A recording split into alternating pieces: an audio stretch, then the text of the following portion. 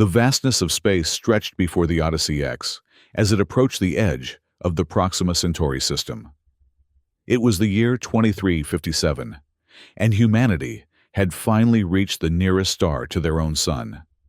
A momentous achievement that had taken centuries of technological advancement to accomplish.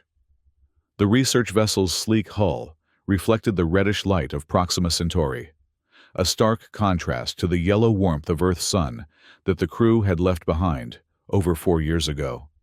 On the observation deck, Dr. Lei Mingquan stood motionless, his eyes fixed on the approaching planet. Proxima b hung like a mysterious jewel against the backdrop of space, its atmosphere refracting the starlight into haunting shades of violet. As the ship's leading xenolinguistics specialist, Quan had dedicated his life to understanding communication beyond human parameters. His slender frame belied the intensity with which he approached his work, and his eyes, dark and contemplative, rarely missed a detail. "Beautiful, isn't it?" Captain Elena Kovalenko's voice broke the silence as she stepped beside him. Her tall figure cast a shadow across the deck, and her stern expression seemed permanently etched into her features after decades of commanding interstellar missions. "More than beautiful," Quan replied, his voice soft with reverence. "It's the culmination of humanity's greatest question. Are we alone in the universe?" Kovalenko's lips tightened. "Let's hope that if we're not, whatever's out there is friendly." The multi-species crew of 30 scientists, engineers, and specialists had been training for this mission for years. Each had been selected not only for their expertise, but for their psychological resilience. The journey to Proxima Centauri had tested them all. But for Quan, it was merely the beginning. His true purpose, the reason he had left Earth and everyone he loved behind, was to establish first contact with any intelligence they might discover. In the ship's common area, the crew gathered for the mission briefing. Holographic projections of Proxima b rotated above the central table, displaying atmospheric composition, temperature variations, and geographical features. The planet was tidally locked to its star, creating a permanent dayside and nightside with a habitable band of twilight in between. The edge of light, where the mission would focus its attention. "Our primary objective," Kovalenko announced, "is scientific exploration and data collection. Any evidence of biological or technological activity is to be documented and analyzed according to protocol." Her gaze lingered on Quan. "Dr. Lei, your department will oversee communication attempts, but only after thorough risk assessment." Quan nodded, though inwardly he chafed at the restrictions. The captain's caution was understandable but potentially limiting to true discovery. Beside him, engineer Hiroshi Tanaka fidgeted with a small mechanical puzzle, a habit that reflected his constantly working mind. Tanaka had designed many of the ship's specialized systems, and his skepticism about alien intelligence was well known among the crew. "With all due respect, Captain," Tanaka said, his fingers never ceasing their movement, "we should focus on the tangible benefits this mission can provide. Mineral resources, energy sources, colonization potential. The Interplanetary Committee expects concrete results. And we'll deliver them," Kovalenko assured him. "But we follow the mission parameters, which include first contact protocols." Dr. Alyssa Morrison, the mission's leading biologist, leaned forward with excitement barely contained in her voice. "The electromagnetic readings from the Twilight Zone suggest unusual activity. It could be natural phenomena, but there are patterns that warrant investigation." Quan felt a surge of anticipation. Patterns were the foundation of language, of communication. Where others saw random data, he recognized the potential for meaning. As the briefing concluded, Quan retreated to his quarters. The small space was sparse except for his computational equipment and a wall of abstract art, visual representations of mathematical concepts that had served as the basis for universal communication theories. He activated his workstation and began reviewing the latest data from the planet's surface. Hours passed as he immersed himself in the readings, searching for anything that might indicate intelligent patterns. Just as fatigue began to cloud his concentration, a sequence caught his attention, a repeating signal that didn't match any known natural phenomenon. He sat up straight, heart racing. Computer, isolate frequency range 142.7 to 143.2 MHz and enhance. The visualization shifted, revealing a pattern that pulsed with unmistakable regularity. Quan's breath caught in his throat. There was structure here, complexity that suggested intent rather than chance. He was about to alert the captain when the ship's alarm blared. "All senior staff to the bridge immediately," Kovalenko's voice commanded over the intercom. Quan rushed through the corridors, joining the flow of officers heading toward the command center. On the bridge, chaos reigned. Displays flickered with interference, and crew members called out status reports as systems fluctuated. "What's happening?" Quan asked as he entered. Kovalenko stood rigid before the main view screen, which showed the planet's surface. "We've lost primary communications with Earth. Something is interfering with our systems." Tanaka was hunched over an engineering console, his usual composure replaced by frantic energy. "The interference began 30 seconds ago. It's unlike anything I've seen. Selective disruption of specific frequencies." "Directed at us?" Kovalenko asked sharply. "Unknown, but the probability is high," Tanaka replied. "This isn't random static." Quan moved to the communication station, reviewing the pattern of interference. "It matches," he whispered, then louder. "Captain, this interference pattern matches the sequence I just detected in my research." Before Kovalenko could respond, the ship's navigator called out, "Captain, visual anomaly detected on the planet's surface." All eyes turned to the main view screen as the image zoomed in on the twilight band of Proxima b. Against the violet-hued landscape, a massive structure had appeared, seemingly out of nowhere, rising from the surface and extending upward. Its geometric precision was unmistakably artificial, a colossal tower that shimmered with an internal light. The bridge fell silent as the implications dawned on everyone present. They were no longer alone. "Full defensive posture," Kovalenko ordered, breaking the spell. "Maintain orbit but prepare for immediate departure if necessary." "Captain," Quan interjected, "this could be our chance. The appearance of the structure coincides with our arrival. It could be a response to our presence." Kovalenko's expression hardened. "Or a defense mechanism. We proceed with caution, Dr. Lay." Over the next 12 hours, the Odyssey X maintained its position while conducting intensive scans of the structure. It stood approximately 2 kilometers high, composed of an unknown material that partially deflected their scanning attempts. More intriguing were the energy signatures emanating from within, fluctuating in patterns that Quan became convinced were attempts at communication. In an emergency council meeting, the mission's senior staff debated their next steps. "We should withdraw to a safer distance," argued Security Chief Rodriguez. "We don't know the capabilities of whatever built that structure." "That's precisely why we need closer observation," Morrison countered. "This is the discovery of the millennium." Tanaka shook his head. "The structure's energy output is increasing. If it's a weapon, we're sitting targets."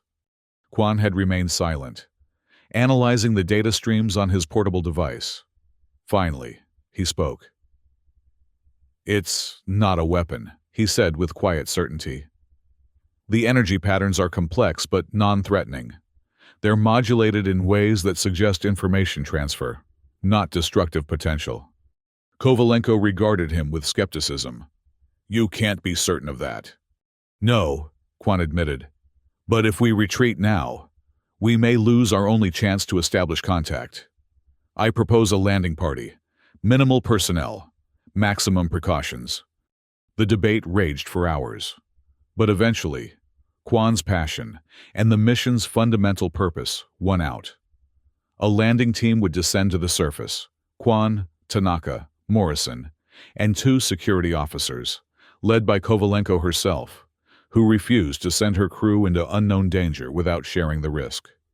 The descent module separated from Odyssey X the following day, cutting through Proxima B's thin atmosphere toward the twilight zone. As they approached the surface, the violet light intensified, casting everything in an otherworldly glow.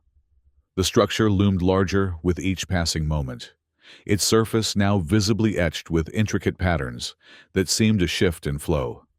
They landed a kilometer from the base of the structure, on a relatively flat expanse of rocky terrain. After confirming the atmospheric composition was within tolerable parameters, though requiring breathing assistance, the team exited the module in their environmental suits. The landscape of Proxima B was both alien and eerily familiar. Rock formations jutted from the ground like the skeletal remains of ancient creatures, while the soil beneath their feet sparkled with crystalline particles. The perpetual twilight created a disorienting effect, with shadows stretching in fixed directions rather than shifting with the sun's movement. "Stay alert," Kovalenko instructed as they began their approach to the structure. "No unnecessary risks." Quan could barely contain his excitement as they drew closer. The structure seemed to defy conventional engineering, with sections that appeared to float without visible support.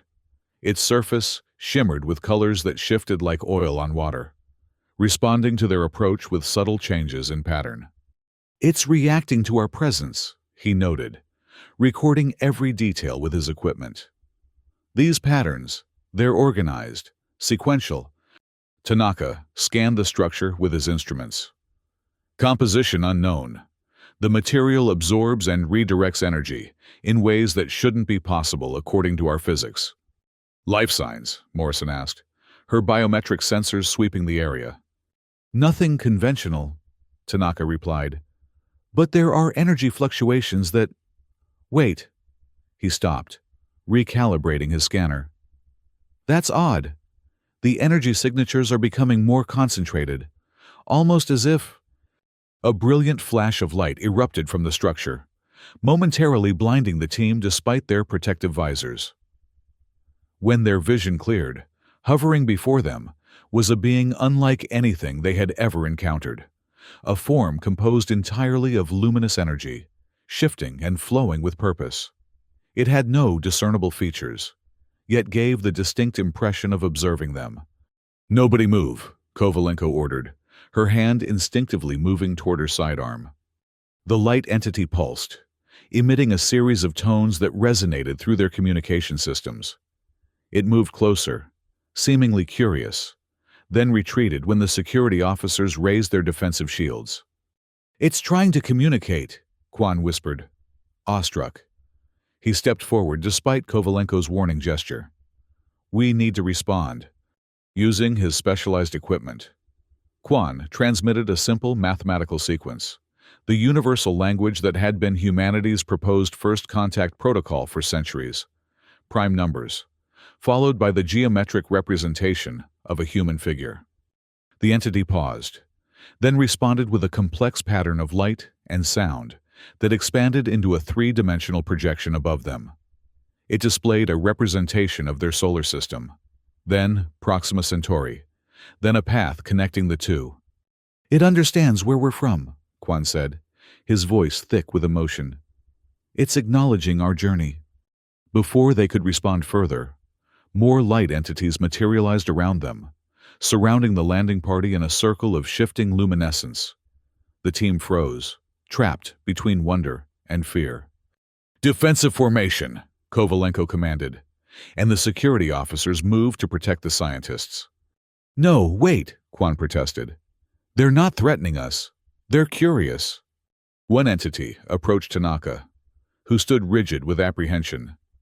It circled him slowly, then extended a tendril of light toward his scanner. The device sparked and went dead in his hands. "They're neutralizing our technology," Tanaka said, his voice tight with alarm. Another entity moved toward Morrison, who, despite her fear, held her ground with scientific curiosity. The being hovered before her, pulsing with changing colors that seemed to respond to her vital signs. "They're studying us," she realized.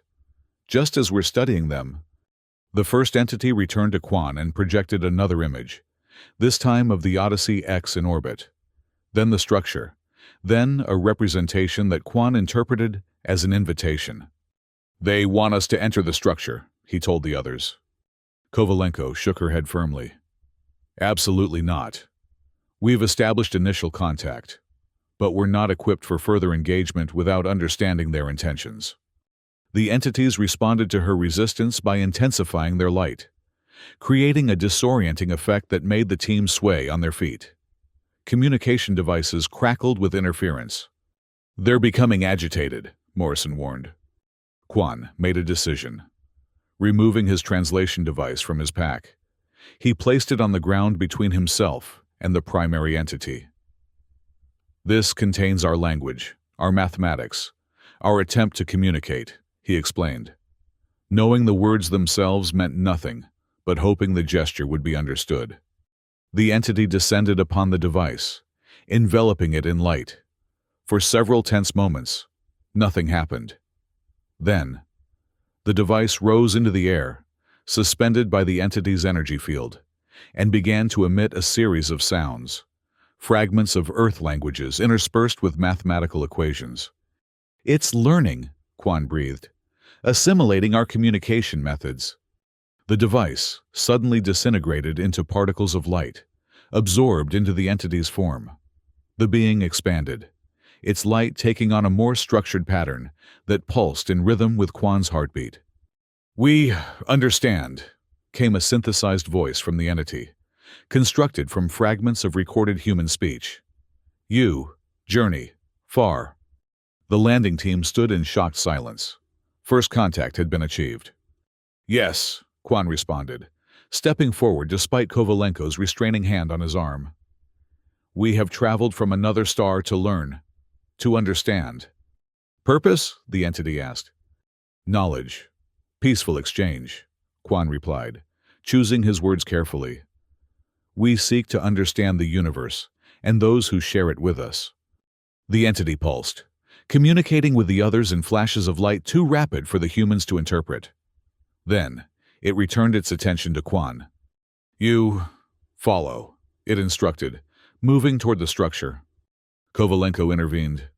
"We need time to prepare, to report to our ship." The entity paused, then extended tendrils of light that formed a path leading to the structure. Choice: return, or follow, not wait. The team huddled together, debating their options in hurried whispers. "This is why we came," Quan argued. "We can't turn back now." "It's too risky," Tanaka countered. "We know nothing about their capabilities or intentions." "Exactly why we need to proceed," Morrison added. "This opportunity will define human history." Kovalenko weighed their arguments, her responsibility as captain heavy on her shoulders. "We'll compromise. Quan and I will follow the entity. The rest of you return to the module and maintain communication. If we lose contact for more than 30 minutes, you lift off and report to Odyssey X." No one was entirely satisfied with the plan, but they recognized the balance it struck between opportunity and caution.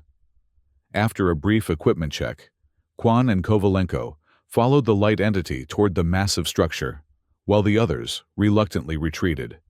As they approached, what had appeared solid from a distance revealed itself to be a complex network of energy fields and physical material in constant flux. The base of the structure opened like an iris, revealing a passage that seemed to lead directly into the heart of the construction. "Last chance to reconsider," Kovalenko said quietly. Quan shook his head. "This is what I've prepared for my entire life." They stepped through the opening, following their luminous guide into a space that defied human architectural concepts. The interior was larger than the exterior dimensions should have allowed, with chambers that shifted and reconfigured as they passed through. Gravity seemed variable, with objects, including what appeared to be fragments of distant celestial bodies, suspended in midair. "It's like they've captured pieces of the universe for study," Quan observed, recording everything with his remaining equipment. The entity led them to a central chamber, where dozens more light beings pulsed and flowed in complex patterns. At the center stood a swirling vortex of energy, a gateway or portal of some kind that emanated power beyond anything human technology could generate. "What is this place?" Kovalenko asked, her voice hushed with awe despite her misgivings. The entity's response came in improved, though still fragmented. Speech. "Observatory. Study place. Many worlds. Many beings." "You observe other worlds? Other species?" Quan asked, excitement mounting. "Yes. Long time. Your kind, new, interesting." Another entity approached, its light pattern more complex than their guides. It circled them slowly, then addressed them in a voice that seemed to resonate directly in their minds, rather than through air. "You are first humans here. Others came before. Not ready. You different. Maybe ready." Kovalenko tensed. "Others came before? You've encountered humans previously?" "Not humans. Others from distant stars. Some peaceful. Some not." The entity's light dimmed slightly. "We test. We learn. We protect." The vortex at the center of the chamber pulsed, expanding to display images of worlds unknown to human astronomy. Planets with impossible landscapes, beings of forms both recognizable and utterly alien. Civilizations in various stages of development. "You're not just observing," Quan realized. "You're cataloging life throughout the galaxy." "Yes, knowledge, understanding, purpose." A sudden shift in the energy of the chamber drew their attention. The vortex had focused on an image of Earth, detailed, current, showing cities and oceans and the orbital stations that had become humanity's stepping stones to the stars. "You know about Earth," Kovalenko said, a statement rather than a question. "How long have you been watching us?" "Since first radio waves, since first atomic energy, watching, waiting." "For what?" Quan asked. "For readiness." The primary entity moved to the vortex and manipulated its energy, causing the image to shift through Earth's history, world wars, environmental crises, the first hesitant steps into space, the fractured politics of colonizing the solar system, and finally, the unification that had enabled true interstellar travel. "Your kind, conflicted, destructive, but also creating, learning, growing." The entity turned its attention fully to Quan. "Now test." Before either human could respond, the vortex flared with blinding intensity. When their vision cleared, they found themselves in what appeared to be a simulation of Earth's solar system, with miniature versions of planets revolving around a glowing sun. "What is this?" Kovalenko demanded, reaching for a communication device that was no longer at her side. "Test of intention," the entity explained. "Your actions here determine future relations." The simulation zoomed in on Earth, showing detailed representations of human civilization. Then, without warning, a catastrophic event began. A solar flare of impossible magnitude, heading directly toward the planet. "This isn't real," Quan reminded himself and Kovalenko. "It's a scenario, a test of how we would respond." The entity confirmed his assessment. "Choose, save your world, method matters." Arrayed before them were symbolic representations of different approaches. Weapon systems that could potentially deflect the flare, but would cause collateral damage to nearby planets. A shield technology that would protect Earth, but require resources stripped from the Moon and Mars. And a more complex solution involving cooperation with simulated alien entities who possessed advanced knowledge. Kovalenko analyzed the options with military precision. "The weapons are most direct, most controlled." Quan shook his head. "But at what cost? And what message does that send about our priorities?" They debated briefly, acutely aware of the light entities observing their every reaction. Finally, Quan approached the cooperative solution. "We choose to work together," he announced, "to find a solution that protects not just humanity, but preserves the integrity of our solar system." The simulation responded, with the alien entities joining human representatives to implement a system that redirected the solar flare's energy through a network of satellites, converting the destructive force into usable power. The primary entity pulsed with what seemed like approval. Cooperation, preservation, good choice. The simulation dissolved, returning them to the central chamber of the structure. The vortex had calmed, now pulsing with a steady rhythm that somehow felt less threatening. "Test passed," the entity declared. "Now communication possible." "That's what we've wanted from the beginning," Quan said, relieved yet still cautious. The entity approached him, its light enveloping his hands as he instinctively raised them. The sensation was warm, but not burning. A tingling energy that seemed to connect directly with his nervous system. "Your mind, open, receive." Images flooded Quan's consciousness. The history of the light beings. Their evolution from corporeal forms to energy states. Their discovery of interstellar travel. Their mission to catalog and preserve the diversity of life in the galaxy.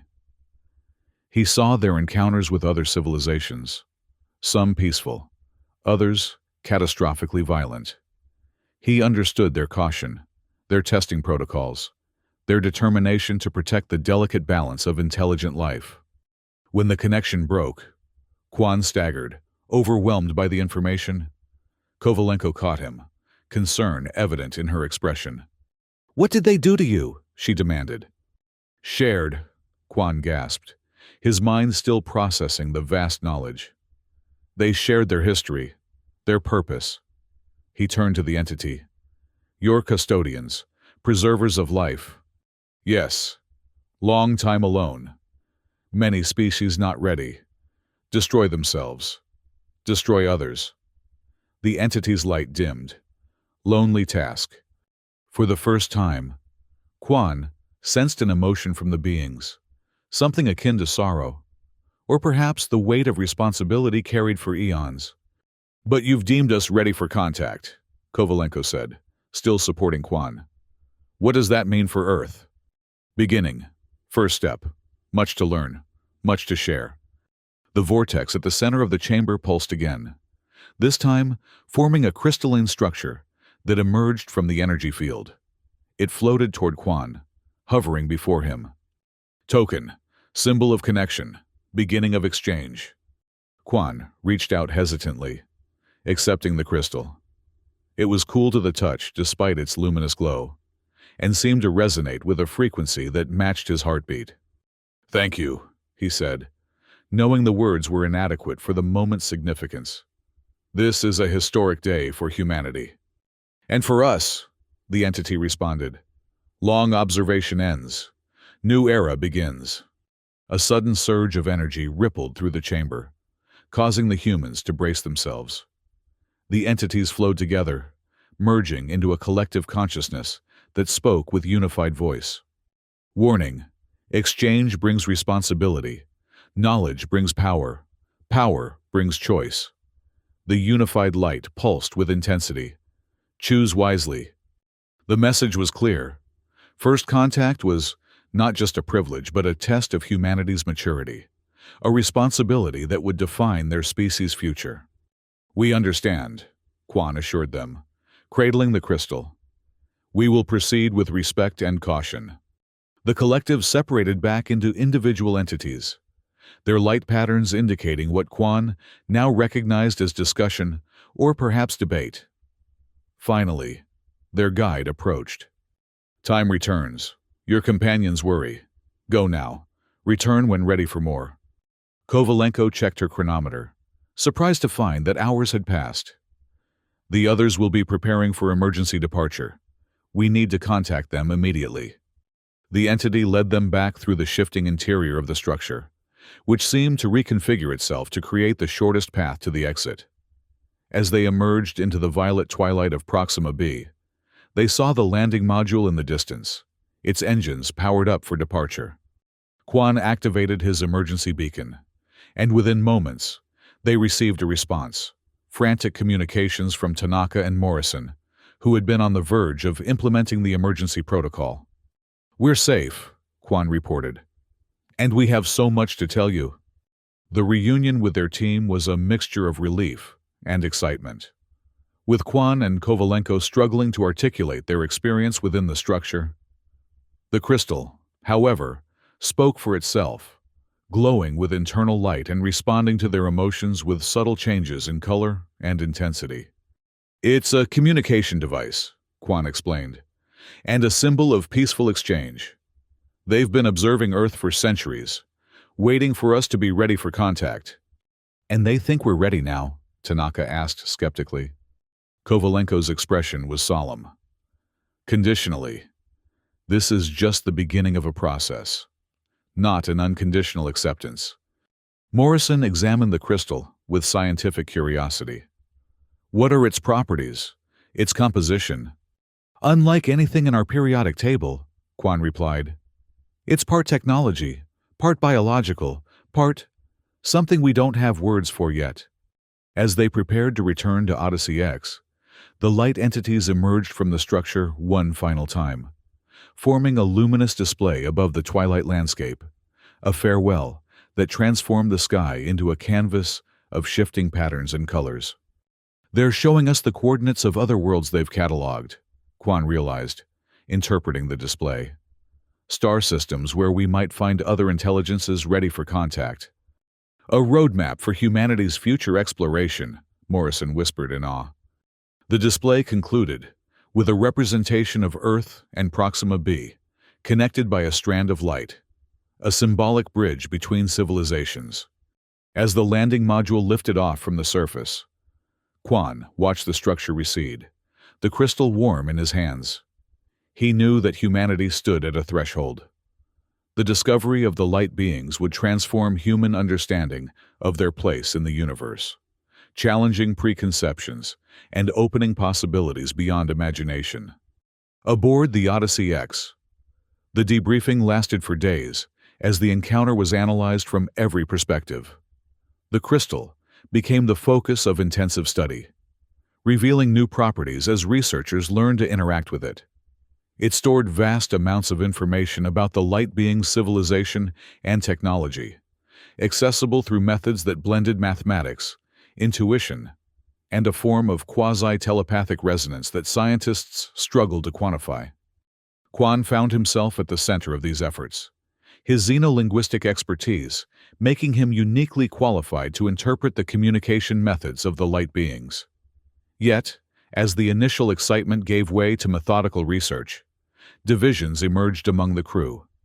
"We should transmit everything back to Earth immediately," argued the mission's communication officer. "This discovery belongs to all humanity." "No," Tanaka countered. "We need to understand what we're dealing with first. Some of this technology could be destabilizing if released without proper context." Kovalenko, ever the pragmatist, established a middle path. "We'll transmit our encounter report and basic findings. The detailed technical data will wait until we've conducted proper analysis and risk assessment." For Quan, the debate highlighted the challenge that lay ahead. The light beings had deemed humanity ready for initial contact, but the real test would be how Earth's nations and factions responded to the discovery. Would they unite in a spirit of exploration and cooperation? Or would the potential advantages of alien technology trigger new conflicts? In the observatory deck, Quan stood alone, the crystal resting on a specialized containment field before him. Its glow had become familiar, almost comforting, pulsing in rhythm with his thoughts. Beyond the viewport, Proxima b rotated slowly, its twilight band now holding the promise of ongoing exchange between species. Morrison joined him, her scientific excitement tempered by the enormity of their discovery. "I've been analyzing the biological data they shared. Their evolution from physical forms to energy states took millennia, a gradual transcendence that preserved their consciousness while shedding biological limitations." "A future possibility for humanity?" Quan wondered. "Perhaps, though on a timescale beyond our current lifespans." She studied the crystal thoughtfully. "They've given us a glimpse of cosmic perspective, Dr. Lay. We've been so focused on our own solar system, our own conflicts, This changes everything. Or reinforces what we already knew. Quan replied. That cooperation and peaceful exchange are the path to advancement. The light beings didn't achieve their state through conquest or exploitation, but through understanding the fundamental connections between all forms of life. Their conversation was interrupted by an alert from the bridge. The structure on Proxima B was displaying unusual energy patterns, concentrating power in a way that concerned Odyssey X's monitoring systems. When Quan and Morrison arrived on the bridge, they found Kovalenko and Tanaka already reviewing the data. It started 10 minutes ago, Tanaka explained, pointing to the energy readings. A steady buildup, focused toward the upper atmosphere. Directed at us? Kovalenko asked sharply. No, not at our position. Tanaka adjusted the display. It's oriented toward interstellar space, aligned with Earth's direction. The implication settled over them. The light beings were preparing to send a signal, or something more, toward humanity's home planet. The crystal, Quan said suddenly, removing it from its containment field. As he held it, the pulsing light synchronized with the energy patterns emanating from the structure below. It's resonating with whatever they're doing. Without warning, a beam of concentrated light shot from the top of the structure, piercing the atmosphere of Proxima B and extending into space, a brilliant line connecting the planet to the distant stars. What did they just do? Kovalenko demanded, as the ship's sensors struggled to analyze the phenomenon. The crystal in Quan's hands flared, projecting a holographic image above the bridge. It showed the light beam traversing the void between star systems, carrying information encoded in its quantum structure, a message traveling faster than conventional physics should allow. They've opened a channel, Quan realized, interpreting the projection. A communication link between Proxima Centauri and Sol. They're announcing our successful contact to Earth. That's impossible, Tanaka objected. No signal can travel that distance instantaneously. It would take years. By our understanding of physics, Morrison said quietly. They clearly operate with principles beyond our current science. The projection showed the signal reaching Earth, where it manifested as a spectacular aurora visible across the planet, a harmless but unmistakable announcement of alien contact that no government could hide or control. They've bypassed all our protocols, Kovalenko said, her expression torn between awe and concern. Earth will know about first contact before our official report arrives. Perhaps that was their intention, Quan suggested. To ensure the knowledge belongs to all humanity from the beginning, not filtered through government or corporate interests. The crystal's projection expanded, showing reactions across Earth as people witnessed the unprecedented aurora. There was confusion, fear, wonder, the full spectrum of human response to the unknown. Religious leaders sought meaning. Scientists scrambled for explanations, and governments convened emergency sessions. This will change everything, Morrison whispered. The philosophical, religious, scientific implications. And the political ones, Kovalenko added more pragmatically. The Interplanetary Committee will be in chaos. Quan watched the unfolding scenes with mixed emotions. The light beings had accelerated humanity's confrontation with cosmic reality, forcing a collective reckoning with their place in the universe. It was a moment of vulnerability, but also unprecedented opportunity. We should prepare for immediate questions from Earth, he said, turning to Kovalenko. Once they process what's happened, they'll demand answers. Agreed. Compile everything we've learned, everything we can safely share at this stage. The captain's military bearing returned as she issued orders to the crew. We remain in orbit and continue our research, but priority shifts to establishing a framework for ongoing communication between Earth and the light beings. As the initial shock subsided, the crew of Odyssey X embraced their new role as humanity's first ambassadors to an alien intelligence. The days that followed saw intensive work to understand the crystal's full capabilities and the light being's intentions. Quan spent hours in meditation with the crystal, learning to attune his consciousness to its frequencies.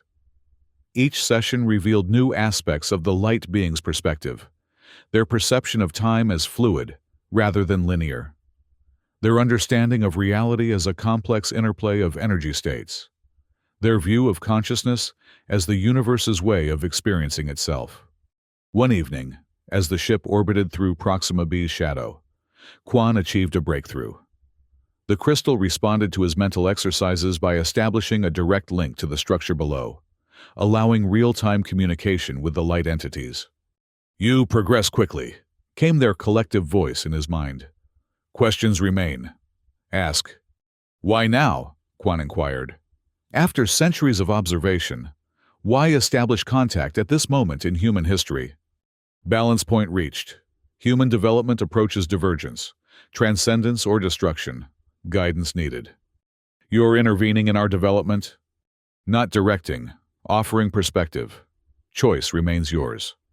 The implications were profound. The light beings saw humanity at a critical juncture, where their technological advancement had outpaced their wisdom.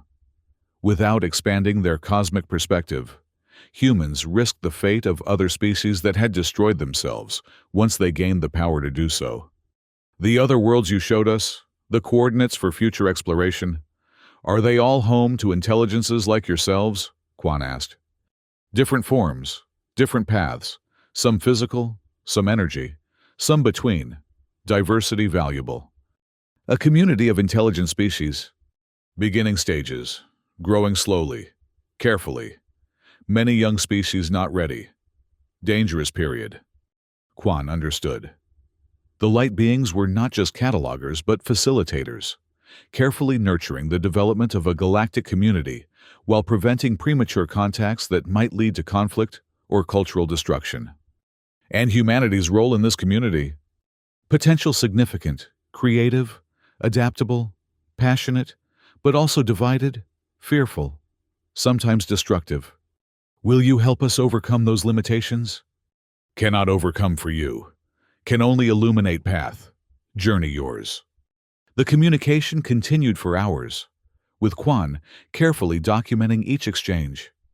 When he finally emerged from the session, exhausted but exhilarated, he found Kovalenko waiting. "We've received the first official response from Earth," she informed him. "The Interplanetary Committee is establishing a first contact commission. They're requesting our complete findings and preparing a formal diplomatic mission to Proxima Centauri." "How soon?" "They've accelerated the launch of the diplomatic vessel that was under construction. Estimated arrival in 4 years." She paused, studying him with concern. "You've been communing with that crystal for 12 hours. What did you learn?" Quan shared the substance of his exchange, watching Kovalenko's expression shift from skepticism to solemn understanding. "So we're being evaluated for membership in some kind of interstellar community," she concluded. "With the light beings as gatekeepers?" "Not exactly gatekeepers," Quan corrected. "More like guides or facilitators. They've seen civilizations rise and fall, learn or destroy themselves. They're trying to nurture a stable network of intelligent species who can coexist and exchange knowledge peacefully. And if we fail their standards?" "I don't think it works that way.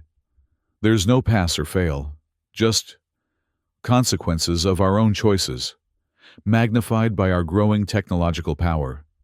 They're offering perspective, not judgment." Kovalenko nodded slowly. "I need to include this in my report to Earth. It will influence how we proceed with formal diplomatic relations." In the weeks that followed, Odyssey X continued its mission with renewed purpose. The scientific teams documented everything about Proxima B and the light being's structure, while Quan deepened his communication abilities through the crystal.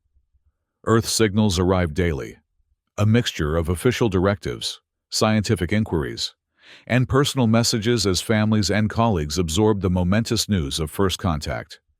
The light beings, for their part, maintained a measured approach to the expanding relationship. They shared knowledge selectively, focusing on principles rather than specific technologies. Philosophy, rather than power. Their message was consistent. Humanity must evolve its wisdom alongside its capabilities, or risk joining the many species that had blazed brightly across the cosmos only to extinguish themselves. As the mission's scheduled conclusion approached, the crew prepared for the journey home.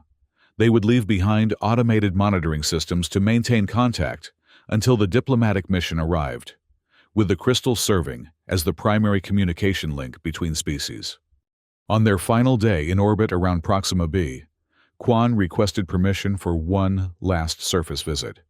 Kovalenko approved, accompanying him along with Morrison and Tanaka, the core team that had experienced first contact together.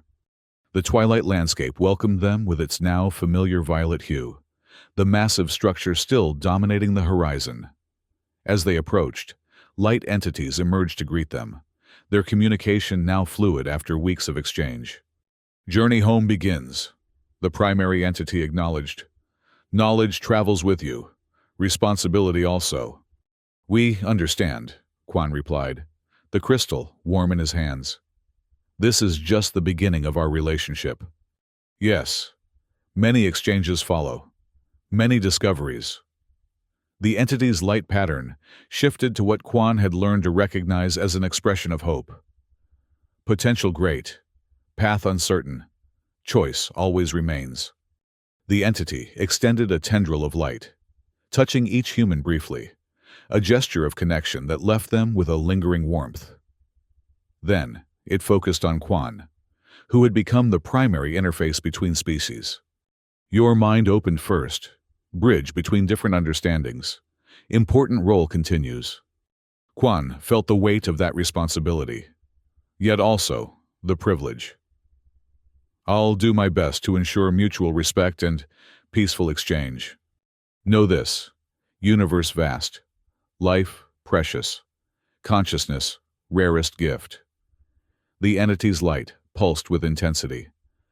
"Preserve, explore, connect. This purpose transcends differences." The farewell ceremony concluded with a display of light that transformed the Twilight Zone into a symphony of color and pattern, the light being's expression of optimism for the future relationship between their civilizations. As the landing module lifted off for the final time, Quan watched the structure recede, the crystal in his hands pulsing in resonance with the beings below. He thought about the journey ahead, not just the physical return to Earth, but the philosophical and cultural journey that humanity would now undertake. Earth would never be the same. The confirmation of intelligent alien life would transform human perspective, challenging religious doctrines, scientific paradigms, and geopolitical priorities. There would be resistance and fear alongside wonder and hope. The path would not be smooth. Yet as Odyssey X broke orbit and set course for home, Quan felt an overwhelming sense of purpose. The light beings had entrusted humanity with an opportunity to join something greater than themselves, a cosmic community of diverse intelligences, each with their own gifts and perspectives to share. The crystal glowed softly in the ship's specially designed containment chamber, a beacon of connection across the vast distances of space. It represented not just technological exchange, but a philosophical bridge, a reminder that consciousness, whatever form it took, was the universe's most precious development. In his quarters, Quan recorded his final log entry of the mission. "We came to Proxima Centauri seeking answers to humanity's oldest question: are we alone? We depart with the knowledge that we are part of a diverse tapestry of intelligent life, at the threshold of a new era of cosmic citizenship. The light beings have shown us possibilities beyond our imagining, but the choice of how to proceed remains ours. Will we unite in peaceful exploration, or allow fear and division to limit our potential? The answer will define not just humanity's future, but our place in the greater community of minds that spans our galaxy. The dawn has broken at the edge of light, and a new day beckons." As Odyssey X accelerated toward Earth, the crystal pulsed one final time with a message from the light beings. Until we meet again, travelers, the stars await us all. The message echoed in Quan's mind as he gazed out at the receding light of Proxima Centauri, a tiny red dwarf that had forever changed humanity's destiny. Behind them, the energy gate on Proxima b remained, a doorway between civilizations that would never again be closed. Ahead lay Earth, and the beginning of humanity's greatest journey, not just across the physical distances of space, but across the boundaries of understanding that had limited their perspective for millennia. They carried with them not just knowledge and technology, but something far more valuable: the awareness that consciousness, in all its forms, was the universe's way of knowing itself. In that awareness lay the seed of humanity's potential transcendence, a future where the bonds between intelligent species would form a network of understanding spanning the stars. The light beings had illuminated the path. The journey ahead belonged to all humanity. And as the starlight streamed past Odyssey X's viewports, Dr. Lei Mingquan knew with certainty that this was not an ending, but the first luminous moment of a new beginning. The dawn had broken at the edge of light, and its radiance would transform everything.